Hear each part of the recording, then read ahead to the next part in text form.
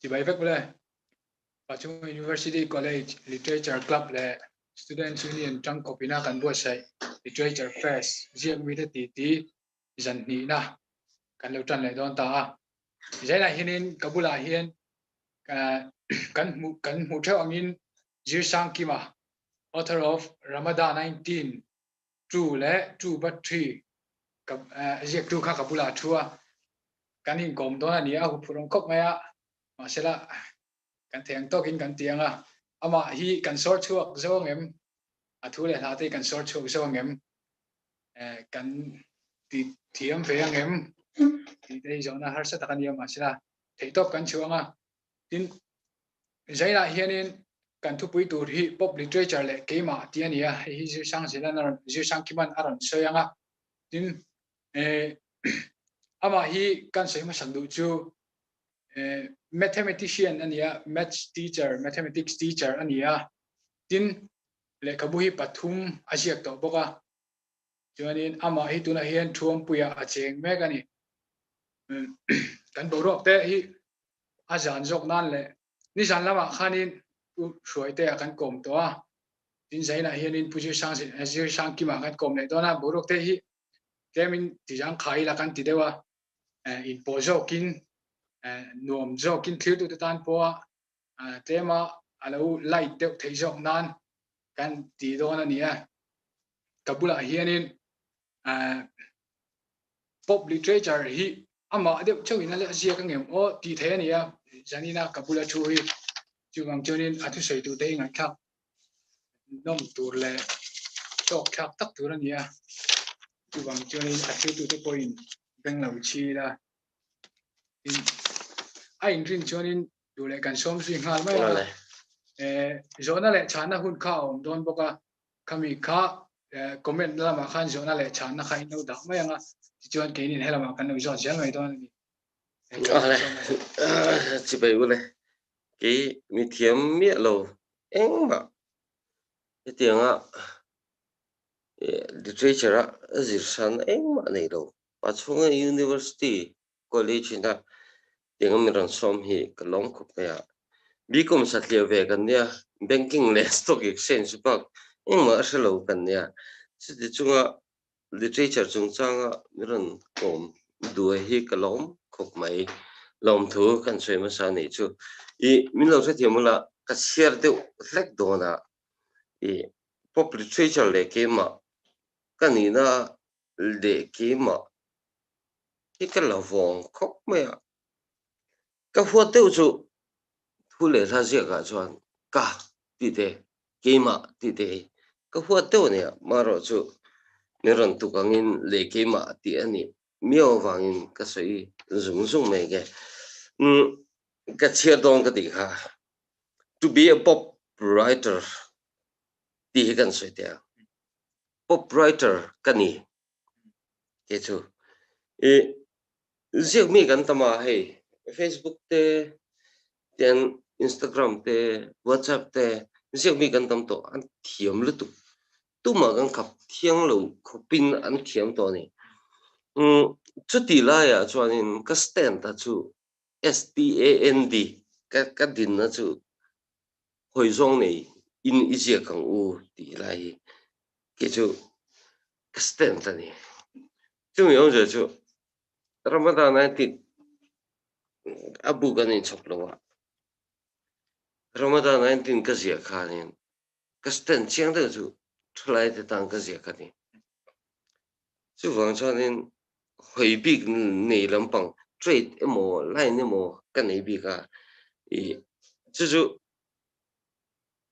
trong hit tu huat tu ni lo sila ka champion pe mon le o ti na chin te po ka nei ve san chu an ke eng sup me Ramadan 19 ka ka lom ve vio me ti chuanin hey American culture kan tia Korean culture kan tia in ko pi lu tu lo mo chu ti ka ti kan tia cho lại họ thắc cái tỷ đấy mấy chỗ cái bộ cùng sống đi bể mi cái này đó chỉ tỷ cả ra 5 seconds of summer ngay thla chungin ngai thla ngai thla ka ti me I ngai thla ngai thla ta dualipa kan ngai thla dualipa ngai thla chungin vokchok an chuma Gigi ngai thla chungin Billie Eilish kan star ngai tiếng được cho nên BTS giống giống khác kan tụi không ai về nè chẳng chú pop không về là cái nôm nè I cái phone hi thinh lúc tụi big tắc chuan hey cái phone hi Bharat 5 nè mà không chú bài Bharat 5 nè chút thì chúng chuan in internet cái download cái về là ngay à kami khác cái cục không ai biết mình nè as a pop literature writer cái này chuan khang giống giống cái internet cái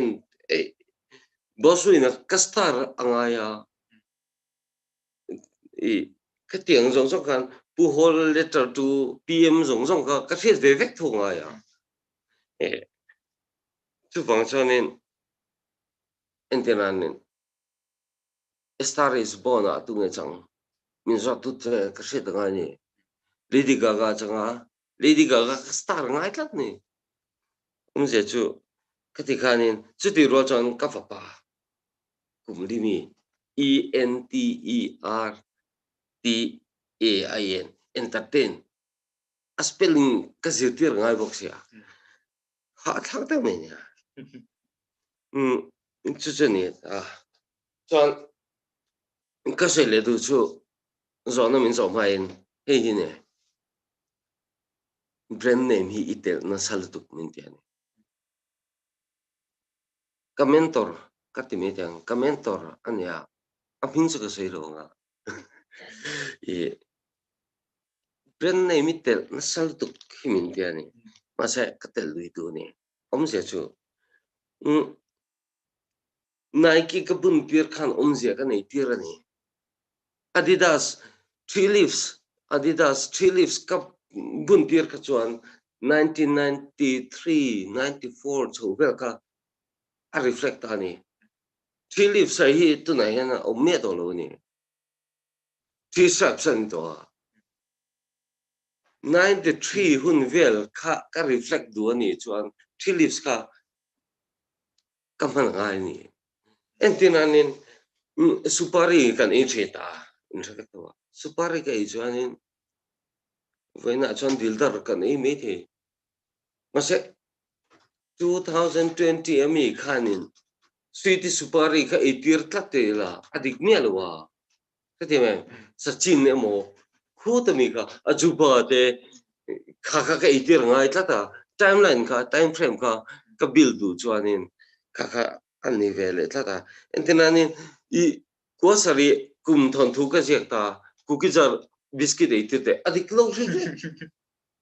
cookie jar ka itir the lo su cookie jar ka ahun to lo eta 20 plus vela ni dei to a chu se the mo ga ya entinani GG ka ngai tha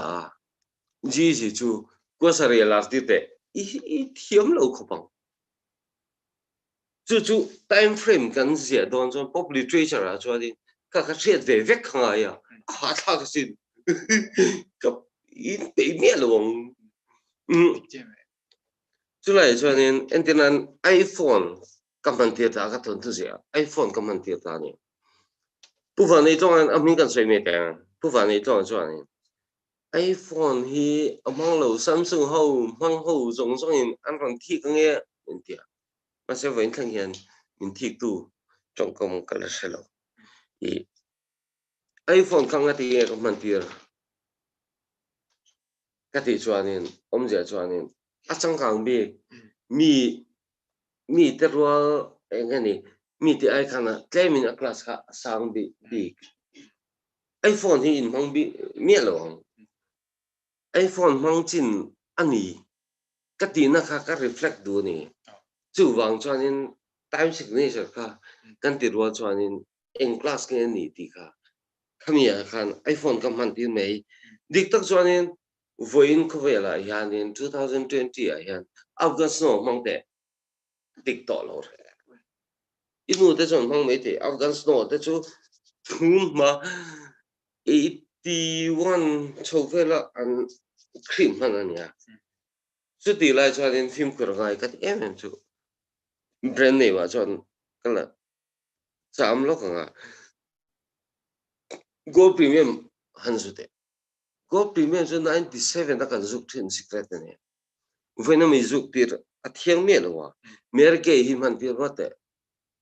mere cái chú 20 anh ấy na sáng khai giấc của sung của lệ thì để là kan company tốt tốt chú mình tiền miệng chú tiền cái gì lại được chú cái thằng thu bạc đó cái gì cả à chẳng từ nữa chú à senior nữa là senior cái này tier cái tung lên được à chú ta cái dục gì à chú 943614 mang ngắt là nữa là gì cái tỷ chuan ít sẽ thế vậy 943614 à chuan in 2005 về là phone này to à là nữa là ring khá giống giống à là nữa là tỷ giống giống sợi khang ai lâu 943614 mang phẳng cái tỷ khang à chéo đấy cả cái tiền khang mình thiểm anh ai cái tỷ à tin à à rồi na khang à rồi rồi tuổi cái tiếng anh brand khácกับมังไม่นี่ก็ชวนก็เลยก็ตรงใจตัวกันห้องเทียมชวนนี่utilize ที่นั่นตัวก็ตั้มตะเขามันนี่อันที่นั่นนี่สาวผู้หญิงหลงห้องนั่นสกปรก each 22จะเรียนใช่หรือเปล่า each 22จะเรียนหลงกันเรียนที่จ้ากัน each 22จะตุยลารับพี่น้องที่นั่นนี่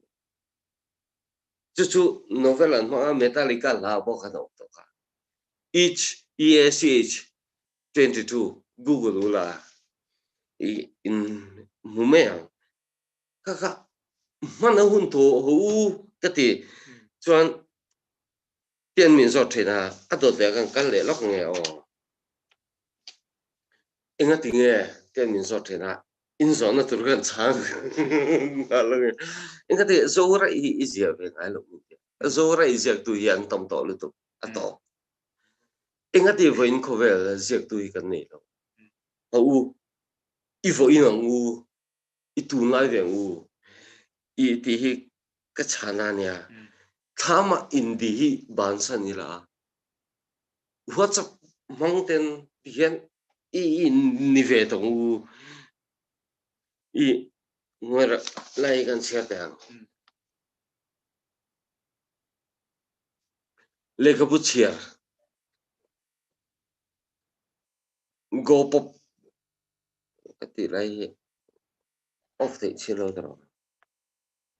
เราเมื่อ19ทุกมาช่วยกันเตียงกันเราเสียตัวมิชันกัดเฮียนเองก็ติงเงทนทุตัวเสียเฮียนโจรักเอ็มโจขดุนผู้หลังลำอันเบสิกละทิ้งเลยก็ติดทิ้งอ่ะทนที่เสียชัวจังกังมาอ่ะโจรักไงเราแต่พอมันติดพูดทิ้งอ่ะฉันน่ะจะหูเตนี่โจรักก็เสียไปไงเราที่นี่ส่วนอะไรก็ดินนับ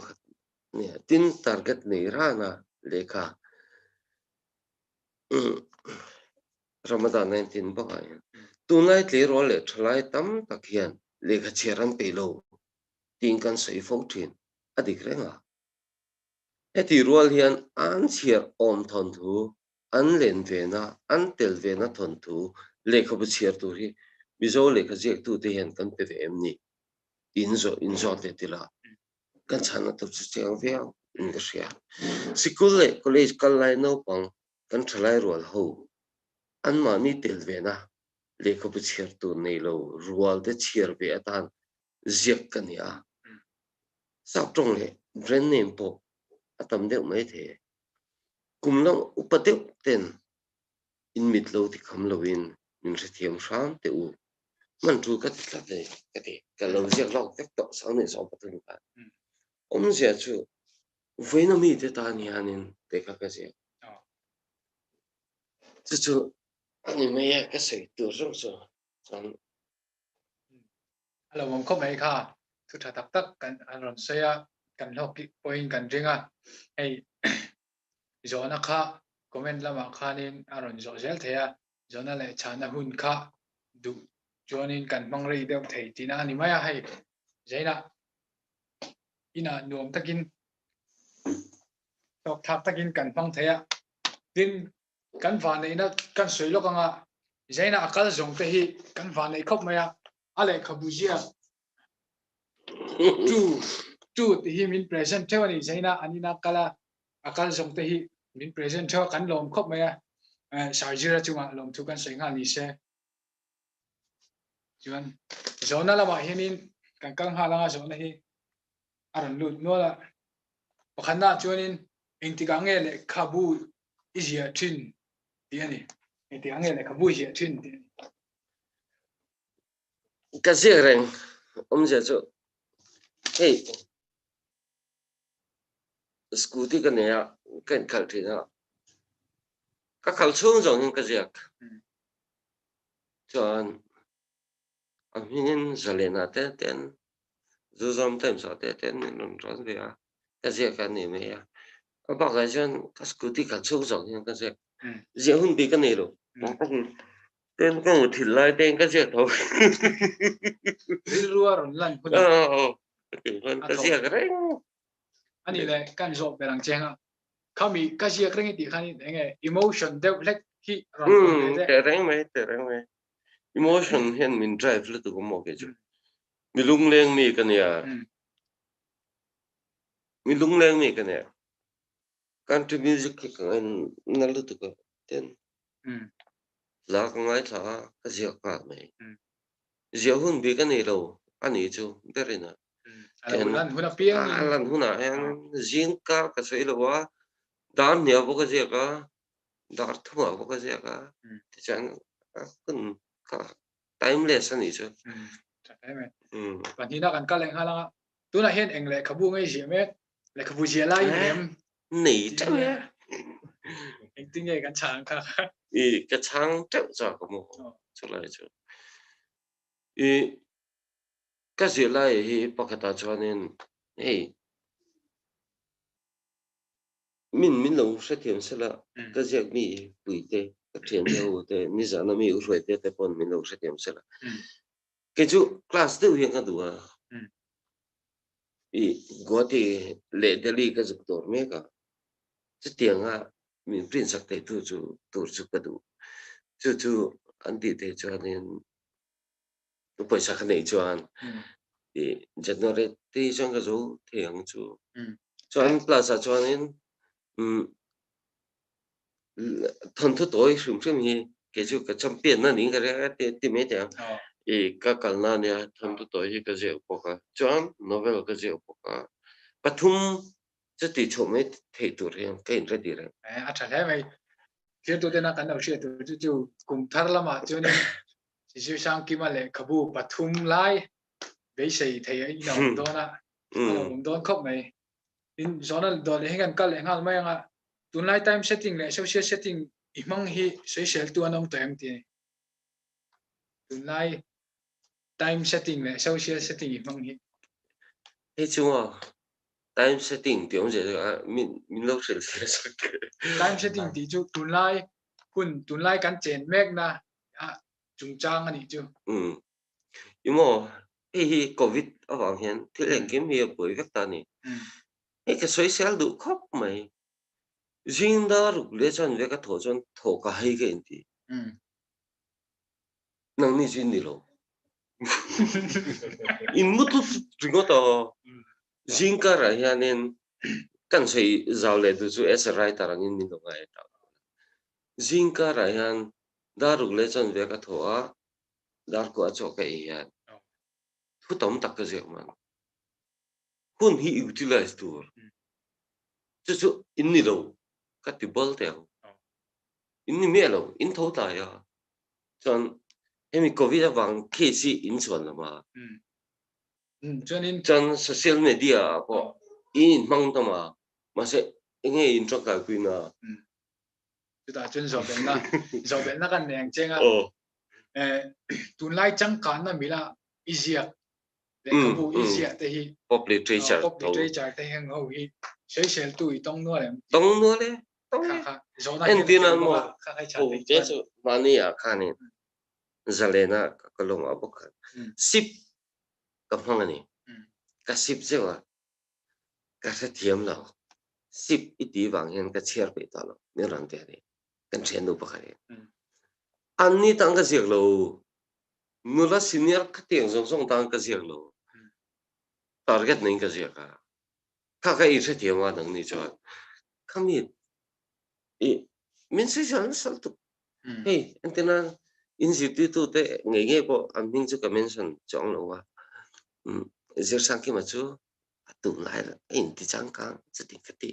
english war bok se mi zo tong je tu ni na na english war bok se min ran ti min se sel tui ka tong wa se ye cha ni challenge ka la mo cái cái na khani ka chiang a ta ho mai challenge chala gel mai kha afin thak in ka ria tin zona dole hen kan kal ha na gender dang ai tinge engwain nge pop gender carry than ti ania no me lo dik tak san pop gender hi asan chu ka chiar tama ka chiana sa ber chu ka sei zau hi phal la o a thei ang khani han sei mi sei jam sakla mak deuh mai chu ramata 19 ka zia ma ka ni chitam bakati ka chiarani uma pa kan min hawa chitam bakati ti ti ter su number ai tuil tu kani ka le ka buzi zo zo hi number ni ve ni ti khani ha ni uma fa wa se ti khan ka tia mak deuh mai chu december ni li sang ni le som le sang ni le pakwa khani ka zek tana ramata 19 mo tum lui pon ni lo ti khan ka zek ku zo fa muse ka ka nei ni chu in se the wang muse su muse ka ka nei tlat me ka zek chok fe zang ka ta khan in ting e ka zek chok the ka ka in chelo ramata 19 ka chuan tun lai de tle ro de ka nin si ke ve de ka nu set lo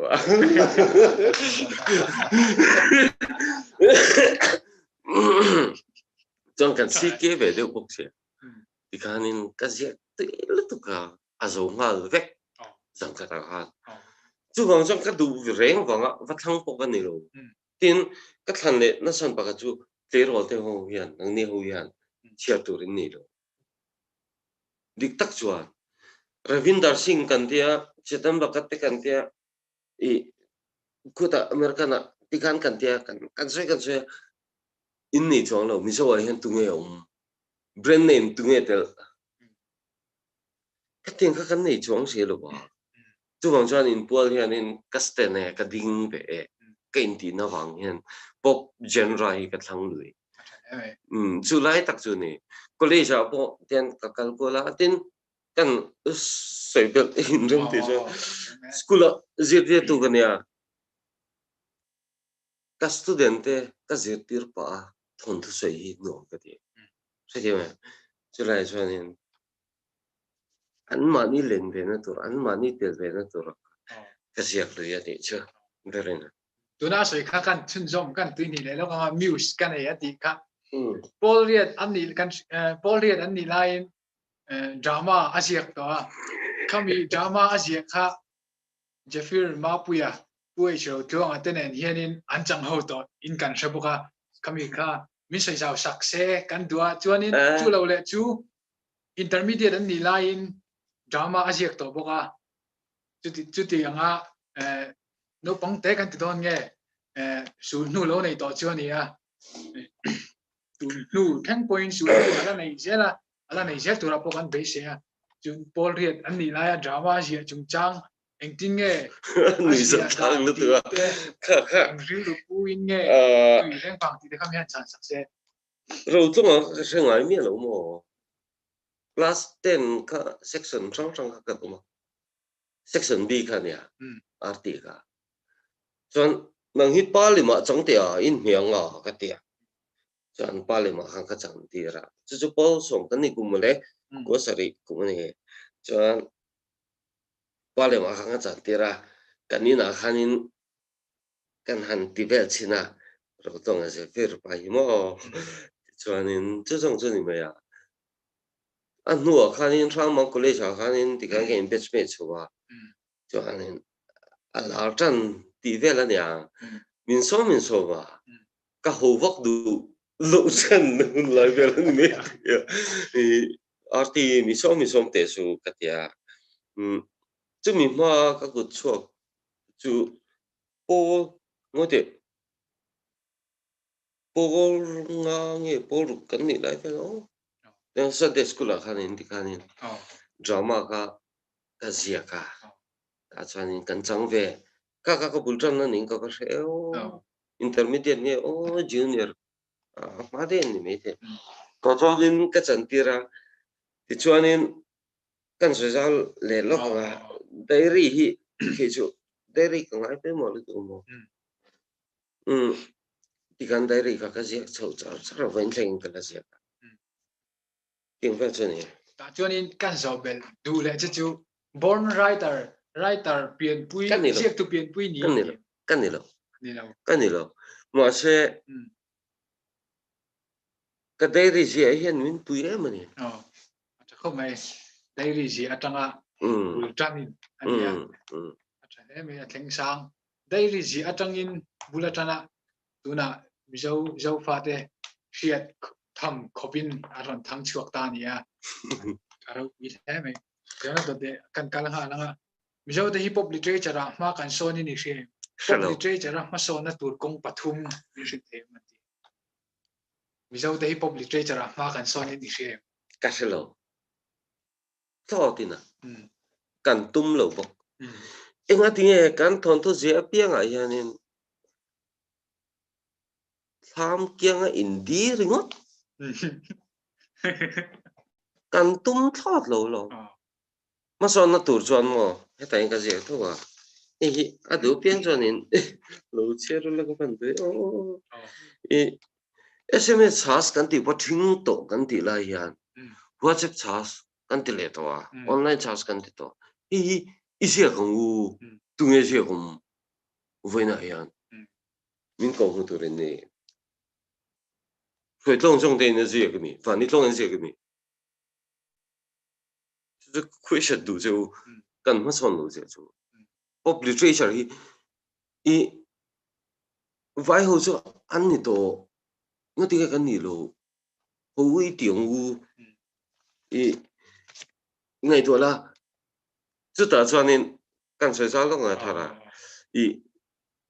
min en tu de ka som du na chu voin ko veli je ka o en sai the intimate he poi ka te lo wa zar ko traffic jam ga ta nga mo zar ko traffic jam ga ta nga ta chuanin ka sira hianin scooty sen ron tlan to ta chan tan tu pakat ka ziak thai avo ina ni atun lai ni kanu ka ton jeans ka hak tir le sing som traffic point kan in tha ka isia ka ngu ngati nge kan tim tlat ngati manai kher ka kan tum ani lo o voina se voina mi hian voina tan kan se kan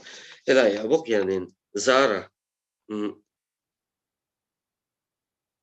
zara sabrak kon kaya thola ya ko Ramadan 19 to khalio voina mi ten voina tan thun sia ka ti arang sia na ka kanya next kan kal ni te hemi pop literature ma son na tur hianin kong pathum tal min ko mu thewan te asalo mo sia ro pop literature voin ko veli sia ro chu pakhat la a dot le chuanin antenna nen utilize ang u kan voin ko veli antenna Facebook kan tia WhatsApp kan tia Instagram kan tia hiện giống sẽ utilize rồi chú giặc rồi thôn thua chân thì rồi chẳng thể mà lại ở cái này ngắt chú population hậu sản côngตัวnày ngayตัวlà với có vẻ như tu man mình sẽ chắc toán đó cảnh gì ngay cái mà nên chú bắt nhìn anh ấy sẽ ở đó để cho nên anh em bắt thùng nào mà bắt thùng là mình chỉ chú lo cho nên vì cảnh stress đấy nói cái gì bắt đi chú mình phải sẽ sim lại chẳng cần là mình hiện giặc rồi giặc tụt tắm tao mà in căn covid bù rốc vàng tập bồi hiện thon chút chặt tắc tập bồi pieng thế à chú lại trong ngành xây lại lock i lockdown chas thì cái gì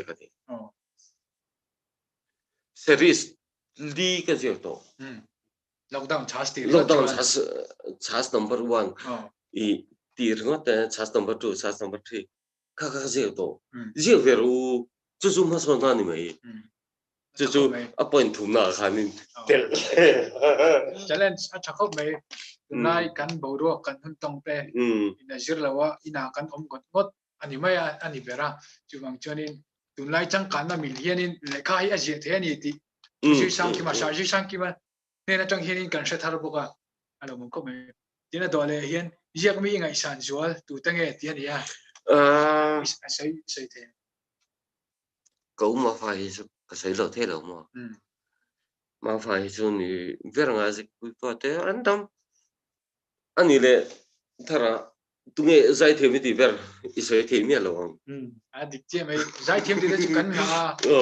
cái tiền khăn nên pakhat chau min so don chonin than tur hi awanga so min so do po ti se ni sana pu soi de sayang do khanin so min so do po ti se ka sai tur ka se lo tiang do khani anh nhớ lòng cái bộ min influence tu der min ti la chon chan ngai na check ta riang uma fa ya min influence ba mi dang zik pi pati te roi chu ka sei lo bang so na dang le kan ka lenga hemi tu na so na hi publication lama hian thang thar te hian har sana kan to in she tian ya i chan thei chon min chan sakla ka chang chak du khop me a hi mo a thei chon min chan sakla rem lem lo ero chonin apoi chong la ba so na dole kan ka le mai nga publication a hian mo enti mo a ron zo ta publication lama hian thang thar te hian har sana kan to ki ni she to ke kan to ka mo tin mala pong aya lại cho nên cái phần mala ka tum ti zong ka chang i personally na ki na kan no beton lại cha le mai ei zona hi atama tin zona po kha aron la lu zel thein ka ria hei hun hi ala tam boka in ithu ji to sa i edit non tut ngai am ti ani edit ve entinanin tut han tiang chan tut chong lo mo mà sẽ Sunday ya zalena ka pedona ka chu ka chian on effect thin ti vel ani mà sẽ spelling mistake le ti vel grammar an tiang che vel je ka khel lu tu le no mà sẽ ka chian on se grammar chung chang kem kan sei bel anga grammar literature hianin grammar hi kan ngai poi mo thawa zia to pin nge kan zia to pang nge literature grammar hi kan ngai poi mo zo pang nge kan thie mang to in kan zia to panga grammar kha chu ani angin alo ni ve ma yang ti lai te kha to ka phone ka ban du ya art hi mo a sang de grammar sang de ti po cho na fia to a fia to explanation kills an art ti ka sten ani thui zia ka tro ta cho isil fia le kan i art ti ve lu zong zo ka akil vek fia to tu na mi ka chu ka chang me te chu cho do le kan ka le ha la nga chitan bagat hi inspiration tu chen hi mati ni e cheta nai chu ka cher vek asan chu ni chen ka se to ka nin uma fa ka min ti mo cheta na hi om lo se ka sia kher lo ang ka ti tiền ra cho nè, chỉ tên này cho mình inspire được, chỉ tân bagat ngay sang tu tan khanin ei sar ji Chitan sang à. ki po hi offense ani ve ti kha Kan sai su i lok chak teu kan ya revolution 2020 ka zia lai kan mak deu mai jo in ni vem ka lo ba revolution 2020 ka chiara ni ka da tok ka khup tok ma se ramadan 19 bi ka zia ka ni cho an ming song song ka lui nang vek cho an study song song ka lai nang vek ka zu kron me lo ka zu kêu le to me lo mà sẽ Ramadan thì mình rồi biển Ramadan thì khác chết ta là không ấy thì cái lại giống lấy lấy rất nhiều mà cái mặc nó tụ cái sự việc luôn cái tụm lưỡi vàng con này luôn cái mi inspiration không về này mua được không về này chứ rồi là hiện trong thời gian mi tới gì ngã tụi nghe thiệt mi tí về nghe chân tiền này á personal ấy cảnh sang thôi cái chú chán đâu cảnh lạc mấy à rồi đây tại mà sẽ thiếm cái gì tại mà là vậy mà sẽ lại cho cái sợi biển cái sợi biển lấy lóc tiền毕业年龄下呢，中国就水得也好嘛，你想看水路啊？水中就是啊，一article 刚刚很卡别点，像 Justin 那样，水得样，根本了啊这里个，慢混一下冲转呢，antika 没慢了，啊的，别人，这就，个点那里啊的啊。Dik tak chuan in ke po hi kan in na chu kan I zon na tur song song po kan chang lok kan I kan man hun kan ha chung chuan eng ti ka ma ka zik mai lo kan man ani mai ti hian kan man eng ka zik the chu kan ni lo chuan eng ti ka ma hian kan man lo bang ta chuan kan soi bel bel kan so bel bel chenga thalai hei le kha zik mi tam tak trong thar riêng mi tắm tắc aron chuộc cả hết tại hiện nghe trả đuôi này riêng về top ru thì chưa mi nghe inspiration ngạ lắm nghe riêng về top ru thì chưa mi rằng cái nên movie cái na sợi cái đủ theo chú riêng mi ni tur cho nên riêng phát rõ thì này cái bộ cái riêng phát à cái interest lo wa atira cho mà sẽ cái gì cả các anh mày chứ không chơi riêng về top cả thì mày bul chân riêng về top cả mày tôi là chú你这样帮你人说多啊ta cần nó cần lại à rồi trong cái cái rồi cái gì top mà sao ni các bụi linh nghe anh tiếng nhiều mà cho anh alo pin tiếng nghe phải đấy mày giờ là đó là cái này nè trong lệ grammar hi thu gì cả hiện trong lệ grammar hi thu gì cả hiện har sẽ này top về chuyện này top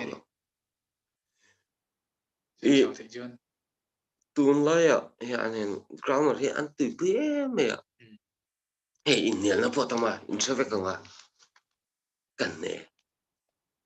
vì sự tăng dịch bụi bol tiền nó mà tụi nghe này cả bắt khóc cả tiếng bol thế khăn nó mà sẽ cái chỗ cái trong cái bụi à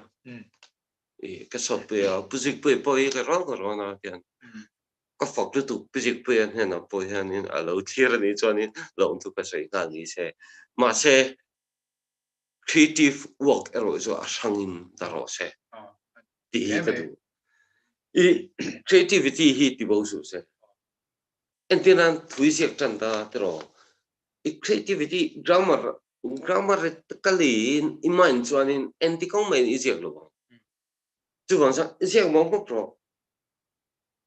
anh nuôi rồi chắc mình sẽ ở bây giờ cái chỗ care số à thì ra cho anh art work rồi sang tu rồi nè grammar số sang kan how long nga dia life ta ga so min lo ena grammar ziak tu le social tu ho hianin le khun ziak tu emle creative work in nei tu emle ziak ve che sela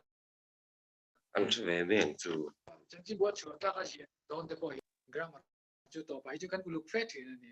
thế này nghe đi chỉ là民族啊 anh ấy thôi yên lệ thì nem tiếng chỉ bọc anh ấy thôi mà cần yên lệ lúc tụi nó đó là cái căn lệ hoa là students đó là trả lại thì hiện hip hop tùy ăn hiện ăn tùy bùi chơi như thế tùy bùi students đó là student giữ lại là trả lại thì anh đi về chú tùy bùi cái gì à chẳng chú kỹ lâu hết tụi nghe ông đấy anh đấy chắc rồi cái này có bùi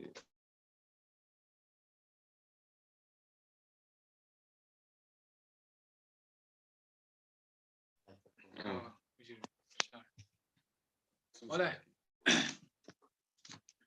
internet problem cái này nó có khi tụi ta sẽ tìm là cái gì mà sao cái chỗ này hi alo nữa là chỗ này hi alo nữa là cần chuyên tâm liền hal mấy à khi tụi ta đầu tụi sam tụi rin cần bị sẽ chơi mà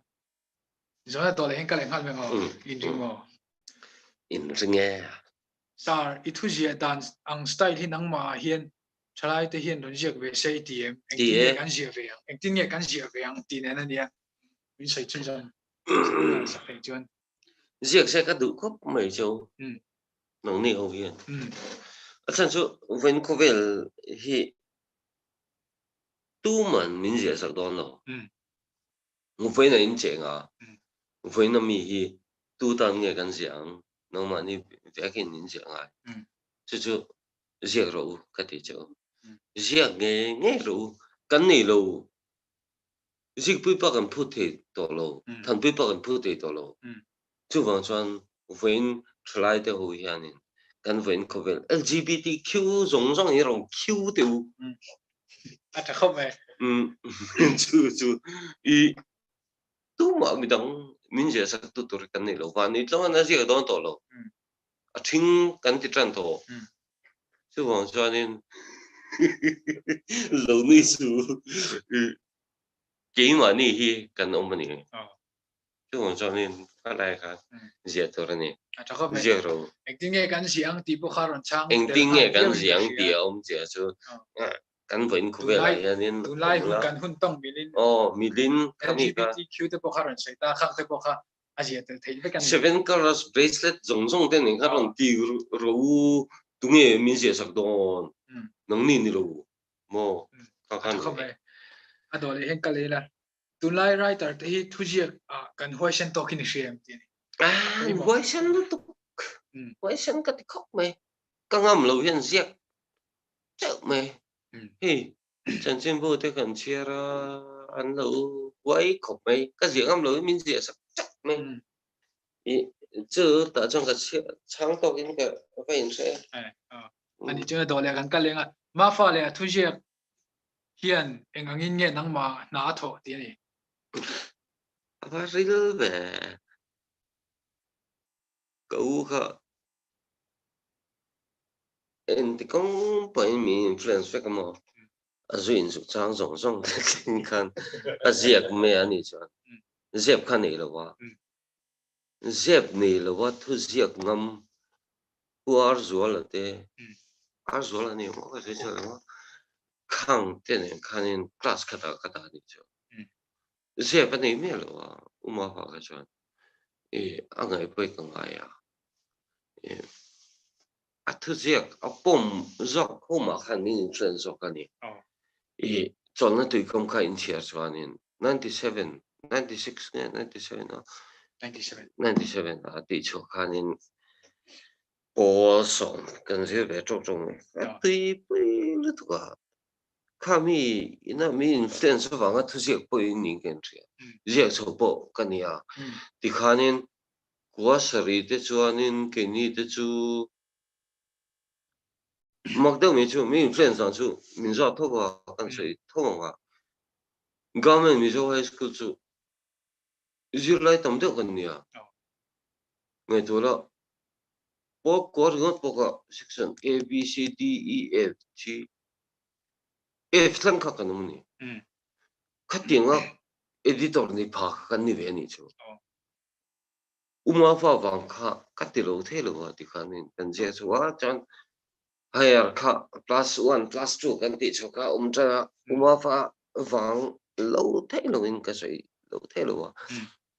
magazine editor ka kan ni chole ya umafa style ka kan ala pa kan la lo ka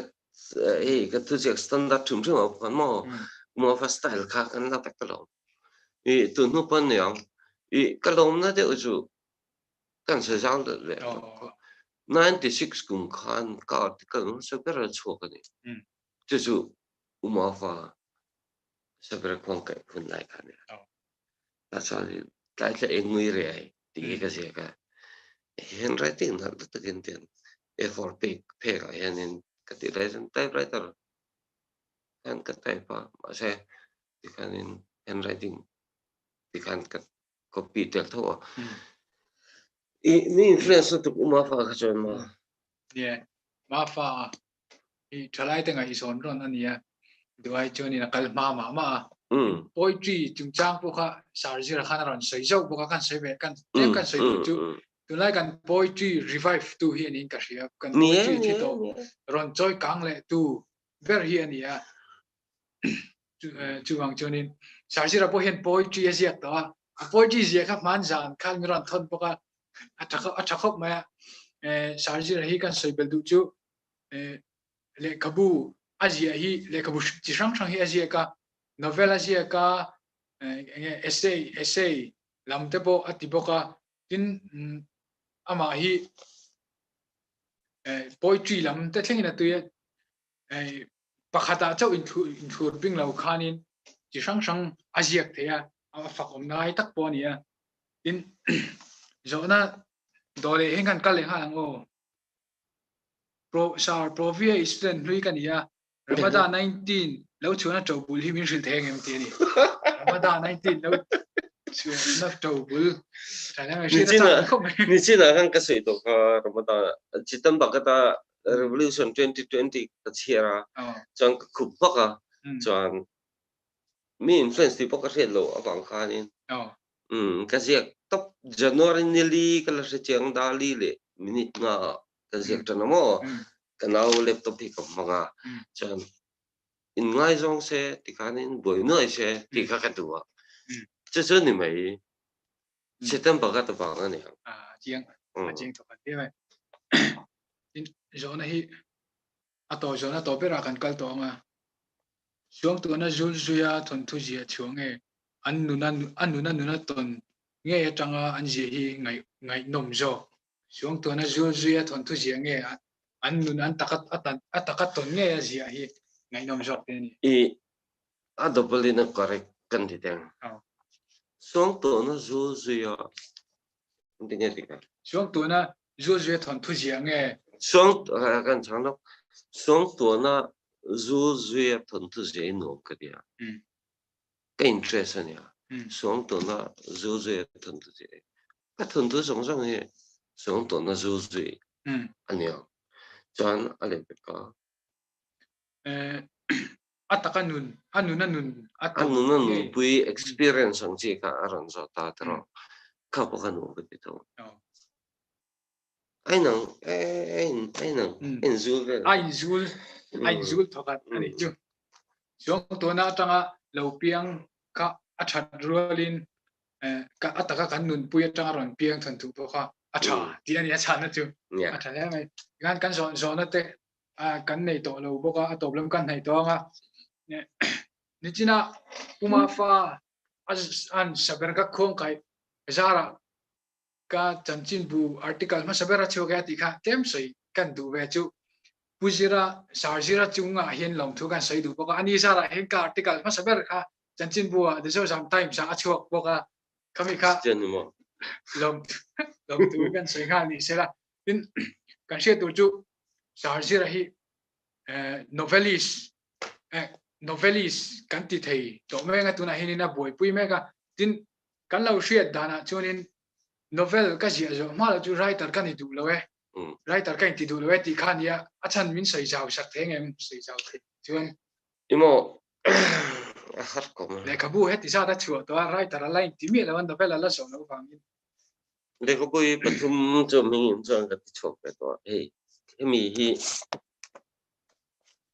case ni dan chan sin po hi in to me te se vek lo na arem che lo writer hi kan ni lo ki chu chan so novel whitling hi ka la je ta to me novel hi ka boy pui nei re to khop me ya ni kuma all some te ka ngai hi alo all some le lo wa zaina ko ka thon che lo che lo ti che novelist kan ni ma chan in writer hi ka in ti lo ten chan sim pu te tho tho min dia chan sim pu zo sometimes ale ni na ta ka chan upi la le e si va la ro ta le ke i ti lo hi chu chan sim pu pa ni tho ko the hi kan ni an no me lo ni upi le ti ga ania e si va la ro ta ni po ka ke i kan ni ti chung chan in upi le te chu writer ni an pu e mà sẽ cái chuyện thì lo cái đồ novel hi đã sang hết tí nào đúng không cái đó sang đó tụ ơi in là công tụ thôi tại thế xin lỗi rằng thế cái đó sang đó tụ anh bon cái tiền mà cái chỗ cái lục thế cái ngay đó thì cái chuyện bao đó rồi cái một khả thì thôi thì sắc bao cái ngắm cái gì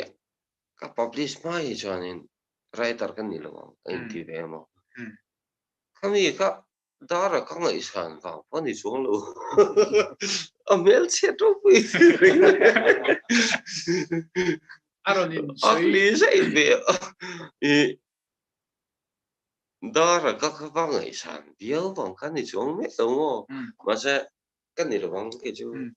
tin nya e na kum lama te be se la kan ni be to me the me ma na